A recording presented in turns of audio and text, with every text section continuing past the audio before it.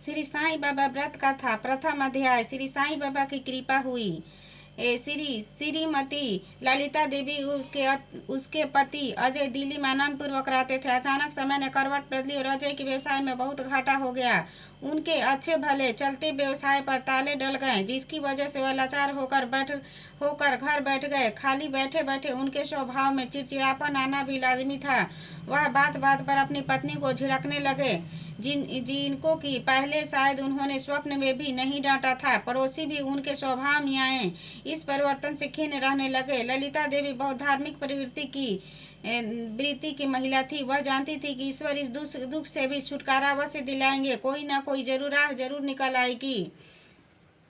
एक दिन ललिता देवी के घर के द्वार पर एक अद्भुत तेजस्वी चेहरे वाले वृद्ध साधु आए। उन्होंने उनसे भिक्षा में दाल चावल की मांग की। ललिता देवी ने तुरंत हाथ धोकर साधु महाराज को दाल चावल दिए। उन्होंने नमस्कार किया।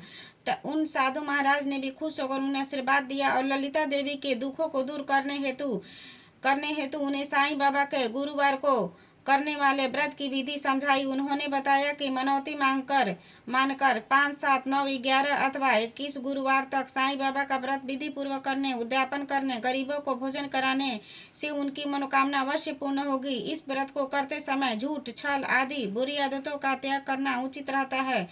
व्रत पूर्ण होने पर यथाशक्ति 7, 11, 21, 51, 101 पुस्तकें दान करना न भूले। श्री साईं के वचन है, श्रद्धा और सबूरी इन्हीं स्थान में रहकर ही व्रत को आरंभ करे। उस साधु महाराज के वचन सुनकर ललिता देवी अत्यंत प्रसन्न हो गई। अगले गुरुवार से उन्होंने श्री साईं व्रत का पालन किया और देखते ही देखते उनके पति के स्वभाव में आश्चर्यजनक परिवर्तन आने लगा। उन्होंने फिर से व्यापार करना आरंभ कर दिया, जिसमें दिनों दिन बढ़ोतरी होने लगी। घर में साईं बाबा की कृपा से सुख शांति का निवास हो गया।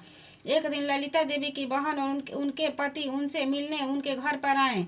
दोनों पति पत्नी को खुश देख हुए बहुत प्रसन्न हुए। ललिता देवी की बहन ने उनसे पूछा कि ये चमत्कार कैसे हुआ? हमारे बच्चे ठीक से पढ़ाई नहीं करते और किसी का कहना नहीं मानते, बहुत उद्दंड होते जा रहे हैं, जिसकी वजह से सब कुछ होते हुए भी मैं बहुत परेशान हूँ। ललिता देवी ने उन्हें साईं बाबा के गुरुवार के करने वाले व्रत की महिमा बताई। इस व्रत की महिमा सुन ललिता देवी की बहन बहुत प्रसन्न हुई। उन्होंने भी पूर्ण श्रद्धा विश्वास 9 गुरुवार तक का व्रत किया, जिसका परिणाम यह हुआ कि उसके बच्चे मन लगाकर फिर से पढ़ाई करने लगे। वह हमेशा कक्षा में फर्स्ट आते और साथ घर के छोटे मोटे कामों में भी उनका हाथ बटाते।